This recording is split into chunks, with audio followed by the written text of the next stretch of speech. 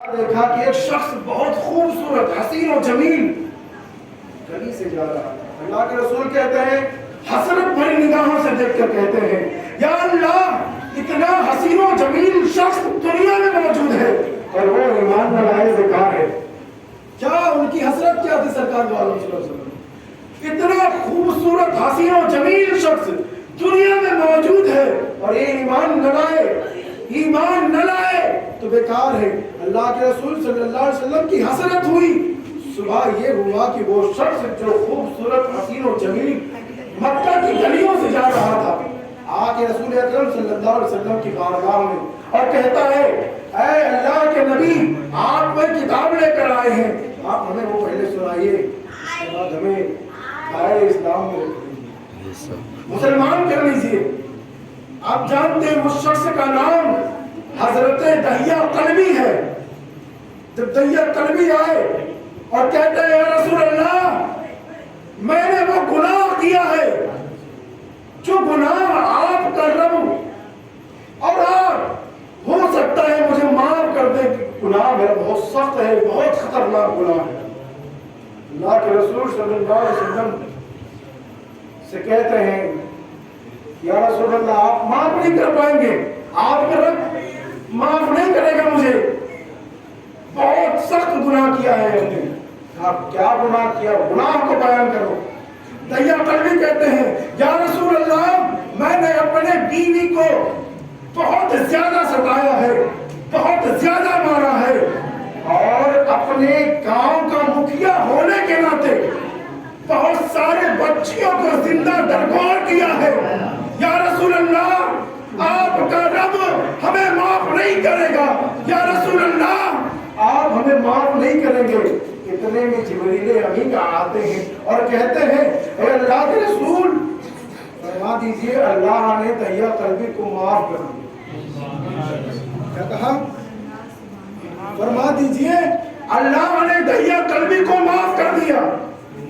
اب دہیہ قلبی کہتے ہیں، اب وہ جب دوسرا واقعہ بیان کرنے جا رہے ہیں، آنکھوں میں اشک بار ہو گئی۔ رسول اکرم صلی اللہ علیہ وسلم کی بارگاہ میں کہتے ہیں، یا رسول اللہ، اس سے بڑا گناہ مجھ سے ہوا ہے، آپ کا رب مجھے معاف نہیں فرمائے گا۔ کہا اس کو بیان کرو۔ دہیہ قلبی کہتے ہیں، یا رسول اللہ، میں سفر کے لیے اپنے گھر سے ہجرت کے لیے نکل گیا تھا۔ چند سالوں کے بعد جب میں پہنچا، میری بیوی حاملہ تھی۔ میں جب چند سالوں کے بعد اپنے گھر پہنچا، ہجرت کر کے واپس آیا، تو کیا دیکھا میں نے؟ ایک حسین و جمیل خوبصورت بچی دروازے پر۔ میں جس گھر میں داخل ہونے والا تھا، اسی گھر کے دروازے پر کھڑی ہوئی تھی۔ میں نے اس سے پوچھا، تم کون ہو؟ اس بچی نے کہا، میں اس گھر کے مالک کی بیٹی ہوں۔ جب دہیہ قلبی نے سنا تو انہوں نے کہا، نہیں، میں اس گھر کا مالک ہوں۔ اس نے کہا، بابا آپ کہاں چلے گئے تھے؟ بہت دن ہو گئے، آپ کا صرف نام سنا ہے، ہمارے بابا ہیں، آپ کہاں چلے گئے تھے؟ دہیہ قلبی نے کہا، تم کس کی بیٹی ہو؟ صحیح بتا دو۔ اس نے کہا، میں اسی گھر کی بیٹی ہوں۔ جب اپنے بیوی کے پاس پہنچتے ہیں، بیوی سے کہتے ہیں، یہ بچی کس کی ہے؟ دہیہ قلبی کی بیوی کہتی ہے، یہ بچی میری ہے، آپ کی ہے۔ دہیہ قلبی کہتے ہیں، تم جانتی ہو معاشرے میں جس کی بیٹی ہوتی ہے اسے گندی نگاہوں سے دیکھا جاتا ہے، جس کے بیٹی ہوتی ہے اسے نیچا درجہ دیا جاتا ہے، جس قوم میں بیٹی ہوتی ہے اس قوم کو نیچا دکھلایا جاتا ہے۔ تم جانتے نہیں ہو، ہمارے سر کو شرمسار کر رہی ہو، ہمارے سروں کو نیچا کر رہی ہو، ہمارے قبیلے کے سر کو نیچا کرنے میں لگی ہو۔ کہتے ہیں، اب تم نے اتنے دن تک اسے زندہ رکھا، تو زندہ رکھا، اب اسے زندہ رہنے کا کوئی حق نہیں۔ دہیہ قلبی کہتے ہیں، یا رسول اللہ، میں نے اس بچی کو پکڑا اور پکڑ کے سوار ہوا۔ سوار ہونے کے بعد میں جب ایک ریگستان میں پہنچا، وہاں ریت ہی ریت تھی، بہت زیادہ تپش تھی، دھوپ بہت زیادہ تھی۔ میں جب وہاں پہنچا، اپنے ہاتھوں سے میں نے گڈھے کو تیار کرنے لگا۔ ہوتا کیا ہے؟ تو بچی کہتی ہے، ابا جان، آپ اتنے سخت دھوپ میں کیوں کام کر رہے ہیں؟ جب شام ہو جائے تب آپ آ جانا اور ہم بھی آ جائیں گے اور ہم دونوں مل کر اکٹھا کھودیں گے۔ بچی کہتی جا رہی ہے، دہیا کل بھی نظر انداز کرتے جا رہے ہیں۔ بچی اپنے ننھے ننھے ہاتھوں سے مٹی ہٹاتی ہے، مٹی اوپر کرتی ہے۔ باپ کو پسینہ آتا ہے، اپنے باہوں سے باپ کا پسینہ پوچھتی ہے۔ دہیا کل بھی کہتے ہیں مجھ کو یا رسول اللہ کوئی اس پر کوئی رحم نہ آیا مجھے، یا رسول اللہ مجھے کوئی رحم نہ آیا۔ جب دہیا کلبی نے کہا یا رسول اللہ اپنے بچی کو میں نے زندہ درگور کر دیا، میں گھر واپس چلا آیا، یا رسول اللہ آپ کا رب یہ مجھے معاف نہیں کرے گا، میں نے اپنی بچی کو زندہ درگور کر دیا ہے۔ اللہ کے رسول صلی اللہ علیہ وسلم بہت زیادہ روئے، اتنا روئے آپ کی داڑھی مبارک تر ہو گئی اور کہتے ہیں دہیا کلبی اس واقعے کو دوبارہ سنا۔ اللہ کے رسول صلی اللہ علیہ وسلم نے اس واقعے کو دوبارہ سنا، اتنا ہی روئے۔ اللہ کے رسول فرماتے ہیں دہیا کلبی اس واقعے کو دوبارہ سنا، دہیا کلبی دوبارہ سناتے ہیں۔ اللہ کے رسول اتنا ہی روتے ہیں۔ وہ حضرت عمر کھڑے ہو کر کہتے ہیں دہیا کلبی اللہ کے رسول صلی اللہ علیہ وسلم کو کتنا پریشان کرو گے، کتنا رلاؤ گے۔ اللہ کے رسول صلی اللہ علیہ وسلم روتے جا رہے ہیں، روتے جا رہے ہیں، کہتے ہیں یا رسول اللہ مجھے آپ کا رب معاف نہیں کرے گا، میں نے بہت زیادہ سخت گناہ کیا ہے۔ میری بچی نے مجھ سے ٹانگ پکڑ کر میری بچی نے مجھ سے کہا کہ میں آپ سے کوئی کھلونے نہیں مانگوں گی، آپ کے ساتھ میں نانی کے گھر نہیں جاؤں گی، آپ کے ساتھ میں کہیں نہیں جاؤں گی، آپ کا سر نیچا نہیں ہونے دوں گی، مگر بچی کو میں نے زندہ درگور کر دیا۔ یا رسول اللہ، اللہ کے رسول نے 3 مرتبہ اسی واقعے کو سن کر روئے اور اتنا روئے کہ آپ کا داڑھی، آپ کی داڑھی مبارک، آپ کا کرتا مبارک تر ہو گیا۔ حضرت عمر سے جب برداشت نہ ہوا، کہتے دہیا کل بھی کتنا رلاؤ گے سرکار کو۔ اللہ کے رسول صلی اللہ علیہ وسلم جب رو کر بے حال ہو گئے، حضرت جبریل امی آتے ہیں اور کہتے ہیں، الہام کرتے ہیں، یا رسول اللہ کہہ دیجئے دہیا کلبی سے اللہ نے دہیا کلبی کو معاف کر دیا ہے، مگر یاد رہے آج کے بعد ایسی حرکت نہیں ہونی چاہیے، آج کے بعد ایسے گناہ نہیں ہونے چاہیے۔ اسلام وہ مذہب ہے جس میں ہر موڑ کے بعد واپسی ہے، آپ چاہیں تو واپسی کر سکتے ہیں۔ اسلام وہ مذہب ہے، وہ پیارا مذہب ہے، وہ اچھا مذہب ہے۔ اللہ کے رسول صلی اللہ علیہ وسلم نے جب یہ واقعہ سنا تو آپ سوچو، اللہ کے رسول فرماتے ہیں وَمَا أَرْسَلْنَاكَ إِلَّا رَحْمَةً لِلْعَالَمِينَ، اللہ نے مجھے ساری کائنات کے لیے رحمت بنا کر بھیجا ہے۔ کیا کہتے ہیں اللہ کے رسول؟ وَمَا أَرْسَلْنَاكَ إِلَّا رَحْمَةً لِلْعَالَمِينَ، اللہ نے مجھے ساری کائنات کے لیے رحمت بنا کر بھیجا ہے، مگر مجھ محمد کے رحمت میرے گھر میں حضرت فاطمہ ہے۔ اللہ کے رسول ساری کائنات کے لیے رحمت ہے، مگر اللہ کے رسول صلی اللہ علیہ وسلم یعنی محمد عربی صلی اللہ علیہ وسلم کی رحمت، ان کے لیے رحمت حضرت فاطمہ الزہرا ہے، حضرت رقیہ ہے، حضرت زینب ہے، حضرت ام کلثوم ہے۔ اللہ کے رسول صلی اللہ علیہ وسلم نے فرمایا جس گھر میں بیٹی ہے اپنے باپ کے لیے رحمت ہے، اور اللہ کے رسول صلی اللہ علیہ وسلم نے روتے روتے فرمایا جس شخص کے یہاں بیٹی پیدا ہوئی اللہ اس کے گھر پہ 70 رحمتیں نازل فرماتا ہے، 70 برکت کے فرشتہ نازل فرماتا ہے۔ اللہ اس کے گھر کو منور کر دیتا ہے جس کے گھر میں بیٹی پیدا ہوتی ہے۔ اللہ کے رسول صلی اللہ علیہ وسلم کہتے ہیں بیٹیوں کو عزت دو، بیٹیوں کو پیدا کر کے انہیں زندہ درگور نہ کرو، بیٹیوں کو اپنے نفسانی خواہشات کے لیے استعمال نہ کرو۔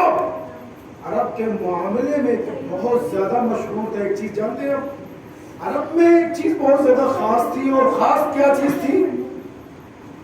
جب کوئی شخص کسی عورت کو باندی بناتا تو اس باندی کو وہ شخص استعمال کرتا، یعنی اپنے نفسانی خواہشات مٹاتا، اس کے بعد جب اس کا انتقال ہو جاتا تو اس کے بچے اس کو وراثت میں چھوڑ کر، اس کا باپ جو اس کی وراثت میں چھوڑ کر جاتا اسے اپنی ماں یعنی باندی کو بھی وراثت سمجھتا تھا اور اس سے موقع کرتا تھا. یہ بہت زیادہ مشہور تھا. اللہ کے رسول صلی اللہ علیہ وسلم نے اس چیز کو سنا تو فرمایا کہ اے لوگوں، باندیاں جو تمہارے باپ کے حق میں ہوتی ہیں، وہ تمہارے ماں کے حق میں ہوتی ہیں، ان سے تم اپنے نفسانی خواہشات کو نہیں ملا سکتے ہو. تمہارے لیے حرام ہے، وہ تمہارے لیے وہ حرام ہے. آپ کیا سمجھتے ہیں کہ سرکار جب پیدا ہوئے اس وقت حضرت موسیٰ علیہ السلام کی طرف کوئی زیادہ تکلیفیں نہیں تھیں؟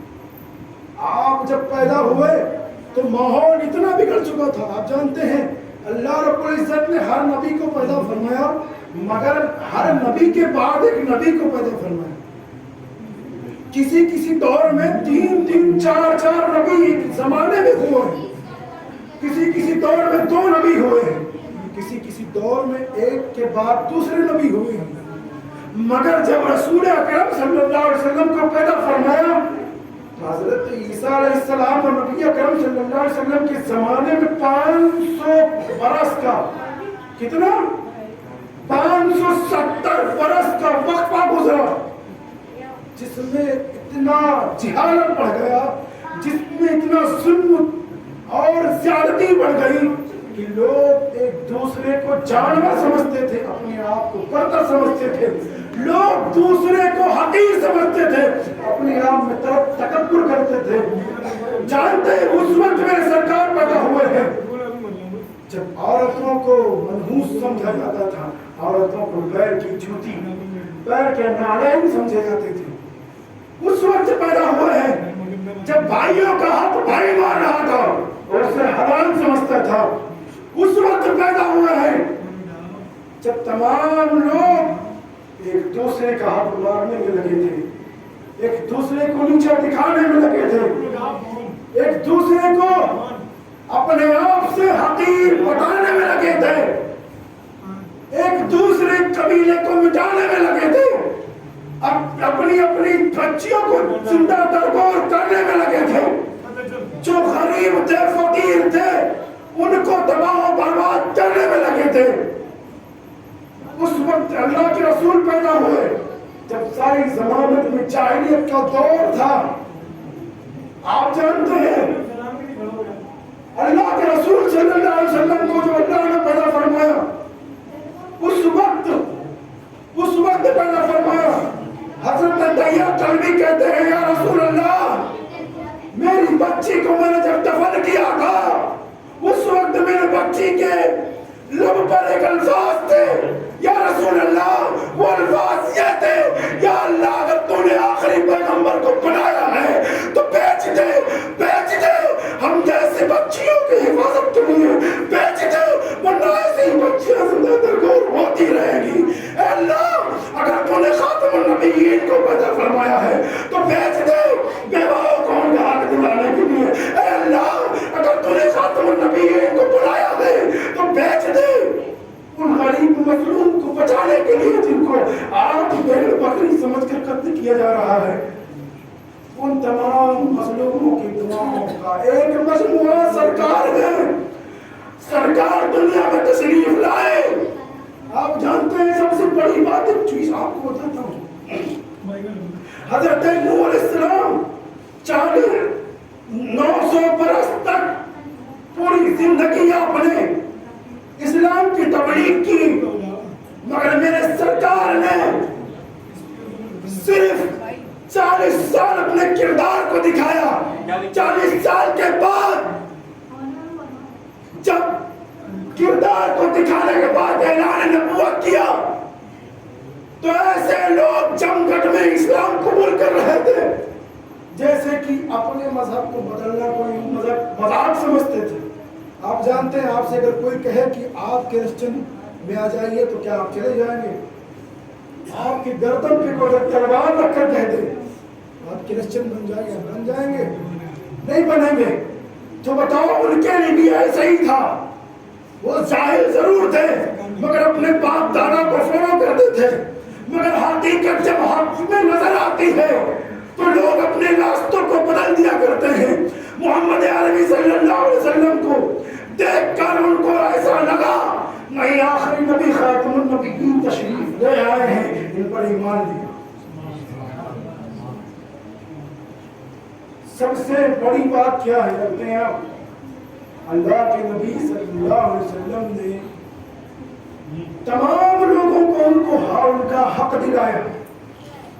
اور آپ کسی عالم کے پاس نہیں پڑھے لکھے, لوگ ان کو جادوگر بتاتے تھے. آپ کے اگر معجزات دیکھتے تھے لوگ جادوگر بتاتے تھے.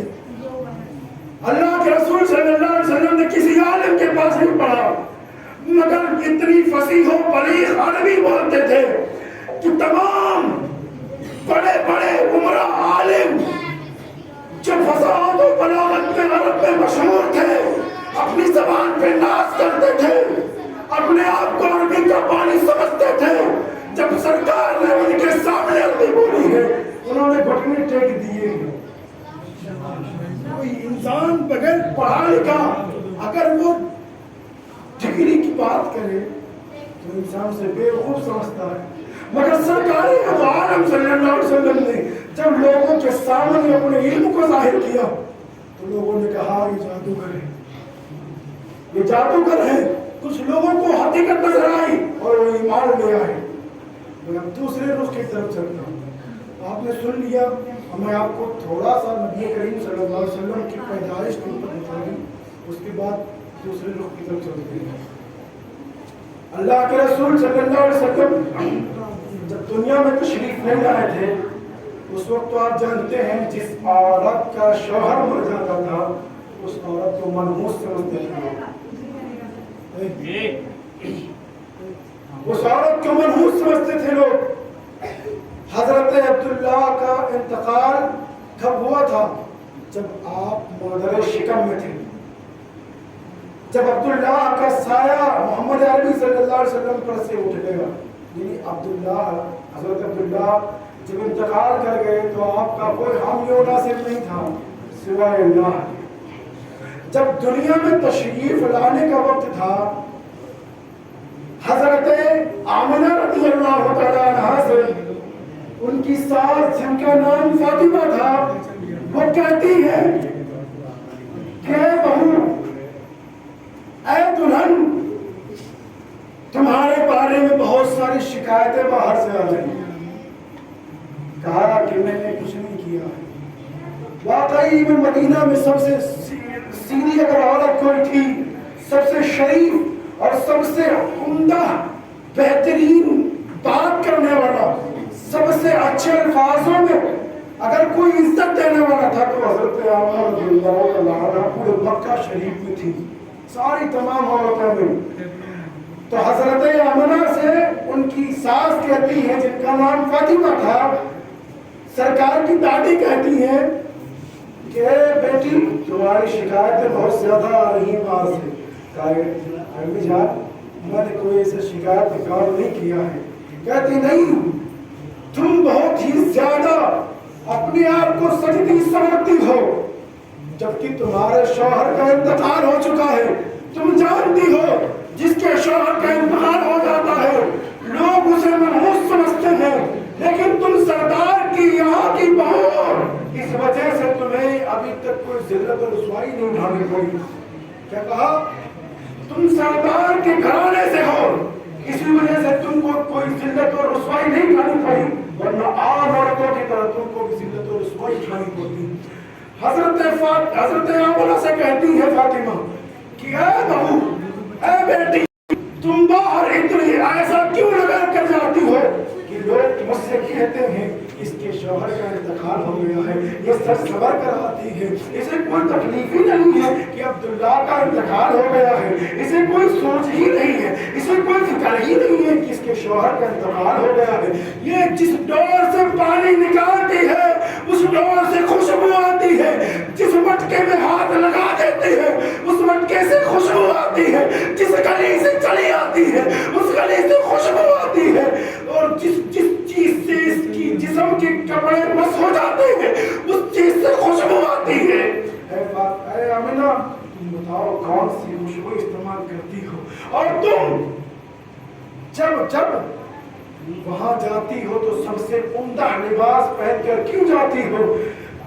तो हजरत आमना कहती है, ए अम्मी जान, मैंने कोई खुशबू नहीं लगाई है, मैंने अच्छे लिबास नहीं पहने हैं, ये जो पेट में जब से आया है उस दिन से मैंने जिस चीज को लगाया है वो खुशबूदार हो गया है, जिस गली से मैं गुजरी हूँ वो गली खुशबूदार हो गई है, मैंने जिस चीज से